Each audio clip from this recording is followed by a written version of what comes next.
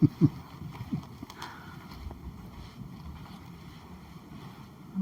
boa noite.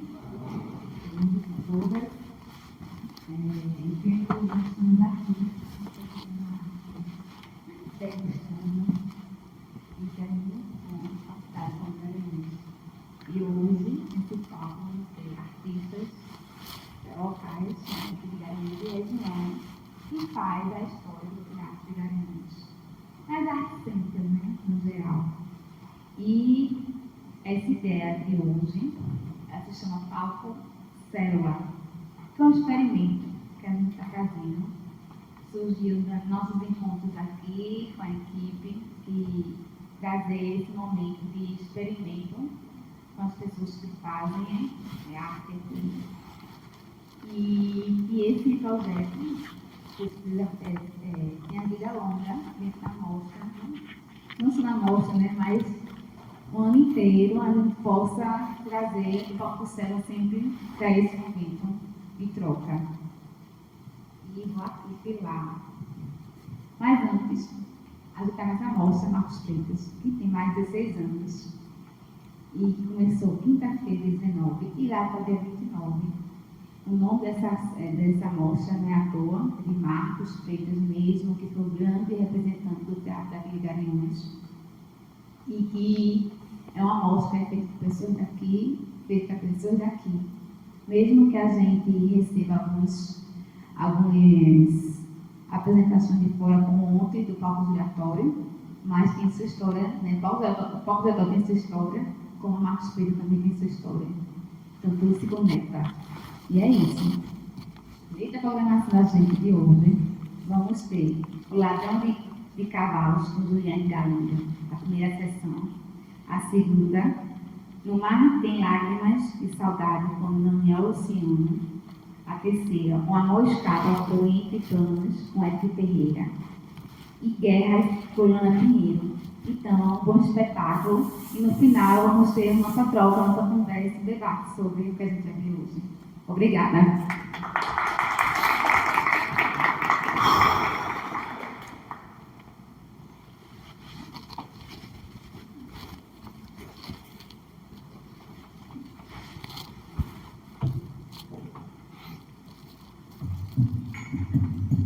Nas veredas do destino, nas entranhas do sertão, um tenente corajoso e também muito tinhoso vive de prender ladrão. Esse homem afamado não dá nome pra bandido, seja ladrão de cavalo, o tenente é o caro.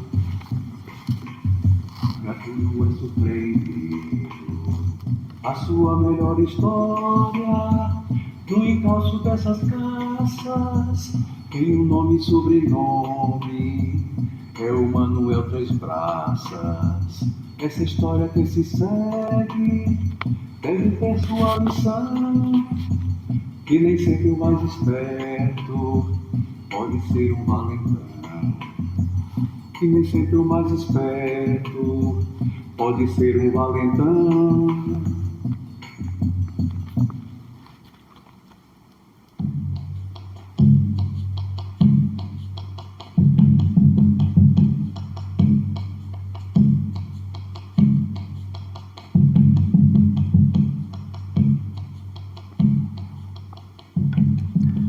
Eu fui delegado em Alagoinha. Servi em muitos municípios, sempre adulado pelos chefes políticos, porque criei fama de prendedor de cavalo. Conheci as manhas e os truques dessa casta gente. Prendi mais de 100. Raramente, algum me escapou. Trouxe pela corda em vários lugares, os mais falados. Em Santo Antônio do Tará, peguei o Zé Galope. Lá em Venturosa, Ernesto Furtado. Já em Capoeiras, eu peguei o Emílio da Preta. E lá, em Buíque, peguei o Chico Fanhoso. Meu nome é Lourenço Jardim Galindo.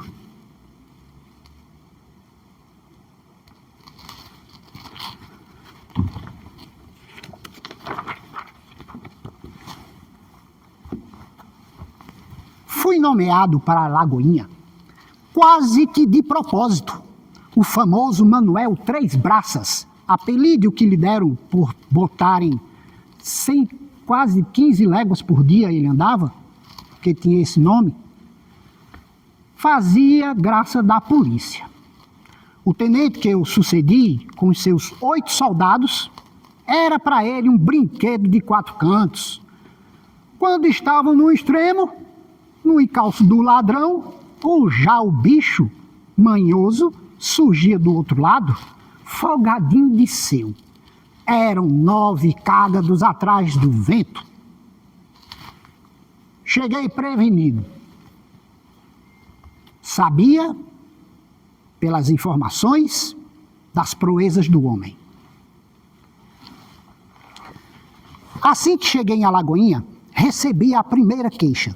Tinham roubado um boi de 12 arrobas na fazenda do capitão Silvério. Fui em marcha com os meus soldados. Um deles era capaz de rastrejar aranha em cima de uma pedra. Avalie?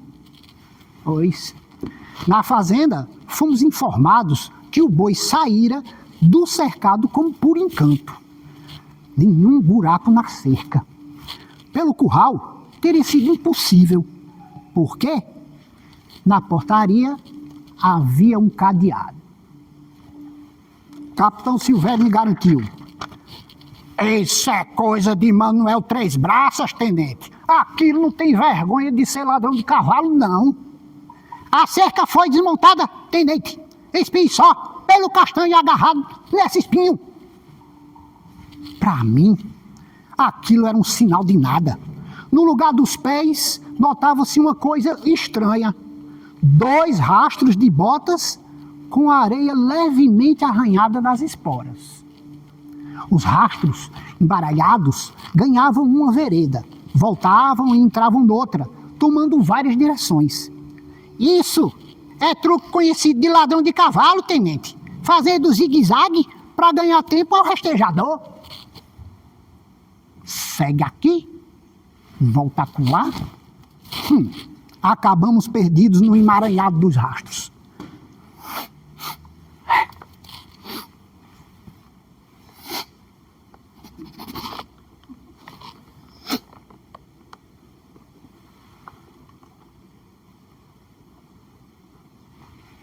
Tenente, se o senhor quiser acreditar, acredite. Mas o ladrão calçou as botas no boi. Não vê o senhor como os rastros se abrem, ficando um para frente e o outro para trás? É a bota bem folote na canela do boi. Oxi! Que conversa é essa, rastejador? Ladrão de cavalo é capaz de tudo, tenente. Pode até ser.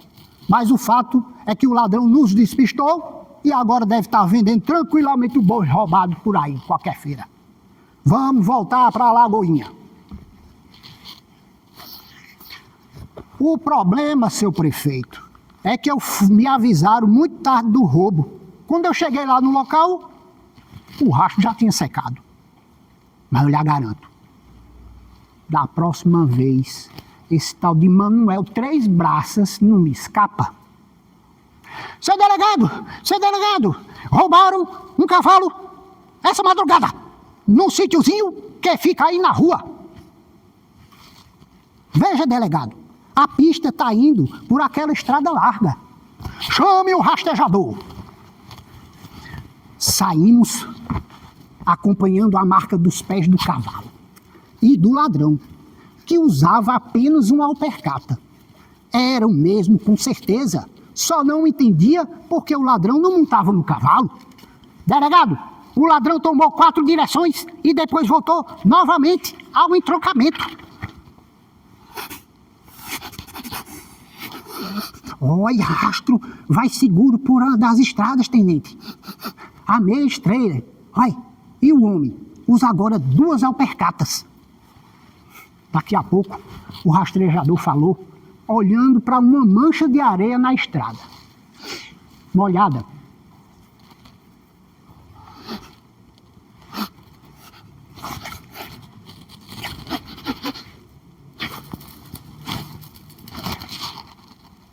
Nós não vamos mais acompanhando um cavalo, não, tenente. O animal que vai agora na nossa frente é uma égua. Olha o mijo aí onde está. Aí o soldado não concordou com o que o rastejador falou e disse: delegado, eu desconcordo. Na minha opinião, isso não é mijo não, porque não tem cheiro. Nem ficou salpico amarelo em cima do capim. O sabido derramou água em cima da anca do cavalo para passar como besta. Ah, pois, eu digo que é mijo, reafirmou o rastejador. É água, é mijo. É água, é mijo. É água, é mijo. E ficaram naquela disputa para saber quem era que tinha razão. Para os dois! Tanto faz se é mijo ou se é água. Agora o ladrão ganhou o tempo, que era o que ele queria. O jeito é voltar para a Lagoinha de novo. É mijo, é água. É mijo, é água. É mijo, é água. Ao chegarmos na cidade, logo percebi os olhares dos moradores com aquela insatisfação, já que todas as minhas incursões tinham dado em nada, pois sempre voltava com o bandido sem o bandido preso. Já estava percebendo, no meio do povo, que a minha reputação de prendedor de cavalo já estava sendo comprometida. Depois de quase um mês do último roubo, o pior, sem dúvida, tinha sido de 30 e tantas cabeças de cabras. Tangei um rebanho assim de criações roubadas, a estrada fora, de passo lento, deixando o rastro visível do magote todo. Era astúcia a que nunca se aventurou nenhum ladrão de que eu tinha tido notícia. Saímos a toda pressa, acompanhando o rastro desde a porteira do chiqueiro roubado. Muito adiante, num tabuleiro duro e pedregoso, vimos que o ladrão tinha passado por ali havia pouco tempo. As unhas lerdas das cabras deixavam a terra revirada como de fresco. Seguimos o rastro dos garranchos. Se não perdêssemos tempo, o gatuno não nos escaparia. Andamos acelerados, menos meia não encontrarmos. Muito descobrimos de repente um sujeito sentado debaixo de um pé de aroeira, descansando do lado de 3 cavalos carregados de alecrim seco para a cerca. As pontas dos feixes de alecrim arrastavam no chão, fazendo justamente o rastro que a gente vinha acompanhando. Danei-me! Tive vontade de mandar assentar o cipó em cima daquele homem. E fiquei com mais raiva ainda com a resposta seca que o camarada me dava. Rebanho não, seu tenente. Qual é o seu nome? É Manuel Varela, doutor. Não adiantava surra naquele desgraçado. Mas o meu rastejador, Pelé, ficou meio desconfiado. Pois para mim, tenente, esse homem é mesmo ladrão. O malandro é capaz de ter botado as cabras na frente e ele ia acompanhando atrás com as canguinhas. A garrancheira passou e desmanchou tudo. E as cabras? Indaguei. Tem que seguir o texto, né? Porque podia ter botado perguntei. Mas Luiz Jardim escreveu assim, o que é que eu posso fazer? E as cabras? Indaguei. Ele arrumou as bichas aí por perto, tenente. Sabia que a gente tinha no encalço, sabia que a gente vinha no encalço para enganar melhor. Pelé pensa, tenente, que o ladrão era besta de amarrar as cabras aqui por perto? Essa é boa. Ele não sabia que as cabras berravam e tinham chocalho? Se ele sabia, como diz Pelé, que a gente vinha atrás, que jeito ele ia dar de modo que as criações não berrassem e não tocassem os chocalhos? Amarrava os focinhos delas todinho e pronto. e socava folha verde nos chocalhos. Desanimei. Se admitia uma hipótese a favor, logo surgia imediatamente outra contra. Só me restava uma coisa: voltar para a Lagoinha e pedir minha transferência, porque o ladrão me desmoralizava. Chegando lá em Alagoinha, na boquinha da noite, falei a verdade. O ladrão escapara. E eu era impossível de pegá-lo. Como tinha fracassado, entreguei o meu cargo a outra autoridade, fosse mais esperta do que eu, para engaiolar o bicho. Mas os roubos continuavam, um atrás do outro, sem que ninguém pudesse prender o ladrão.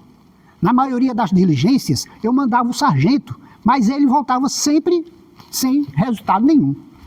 Gente suspeita foi presa, ouviram-se umas testemunhas, experimentou-se até uma surrinha, mas nada, nada, nada. Não é brincadeira não, não foi nada mesmo não, nada. Resultado: certo dia, eu estava sentado lá na calçada de casa, à tardinha, pensando, né, na remoção que tardava, quando chegou na minha casa o Manuel Varela, o homem das ovelhas. Estava branco como um lençol e tremia feito vara verde. Quero ser preso, tenente. Estou me entregando. Eu não quero morrer de bexiga. Oxe, que é isso, homem? Foi que houve? Eu sou o Manuel Três Braças. Roubei a vaquinha do Vicente dos Anjos, aquele que morreu de bexiga não faz nem uma semana. Olha, aproveitei o desespero da viúva e tirei um animal. Trabalho quase nenhum me deu. Furei o mato carregando a reis, sem querer pisei na cova dele, junto do formigueiro. As formigas todinhas, olha, meteram os dentes no meu calcanhar. Eu num pé só, seu tenente, porque o outro anda sempre na alpercata, é meu jeito. Olha, 2 dias depois eu ardi em febre. Ui, o fogo começava no pé mordido e subia o corpo acima, queimando com vontade na cabeça. Aí no 3º dia eu cochilei um tiquinho, mas o corpo se dobrava de fraco. Aí, tenente, eu já melhorado, espichado no meu giral, quando fedei, a figura do finado na minha frente. Aí eu pulei do meu giral, peguei o meu punhal e fui meter a faca. Ele disse: não fure não, Três Braças, que eu já tô morto. É lasca. Aí eu pulei em cima da minha carrucha, arrochei o fogo no homem e nada, não deu, foi em nada. Aí o finado Vicente foi se chegando pra junto de mim com aquele corpo fedendo a bexiga. O morto se debruçou em cima de mim, apertou-me nos braços, as bexigas estouraram todas em cima de mim. Aí o finado disse: já estás com ela, Três Braças. Agora só Deus te livra. Peguei, perguntei o que era que ele queria, né? Quantos Pais Nossos? Quantas Ave Maria? E ele respondeu: reze o que quiser, Três Braças. O que eu quero mesmo é a vaca. Só deixei ela. É o sustento dos meus filhos. Se amanhã ela não amanhecer lá no meu curral, a minha bexiga passa toda pra você. Tá rindo porque não era com ele, não é com tu. Nisso eu estremeci. É no mundo a única coisa que eu tenho medo, tenente, porque o meu pai morreu dela. Eu vi, eu sei como é. A gente vira carniça ainda em vida. Fechei o negócio com o defunto, deixei a reis no acedo do pátio e furei o mundo. Mas não adiantou de nada, tenente. Porque, olha, o filho da peste não me largava, não. Era eu rezando, não sei o que, Maria Nossa Senhora, e o cabo não saía de perto. Quando eu cheguei na encruzilhada da estrada, aquela que voz me se perdeu atrás das cabras, ele me disse: se eu fosse você, três braças, eu me entregava ao tenente. É melhor morrer de cadeia do que de bexiga. Era a vingança do finado Vicente dos Anjos. Acho que porque o filho dele passaram uns dias sem leite. Pois devolver a vaca não adiantava. Mesmo em vida, ele foi sempre assim, vingativo. Olha, perdão, nunca ninguém conheceu de Vicente dos Anjos no tempo que ele era dos vivos. E aquilo comigo era uma ameaça. E aqui estou, prefiro morrer na cadeia do que morrer largado em pedaços. Pelo amor de Deus, tenente, me prenda, me prenda.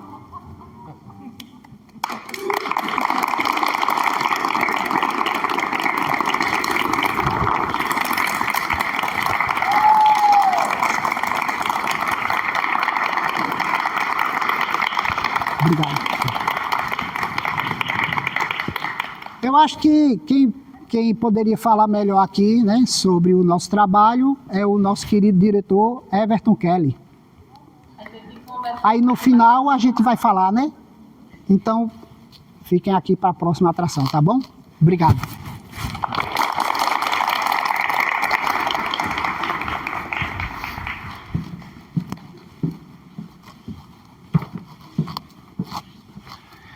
Pronto, aí agora eu vou subir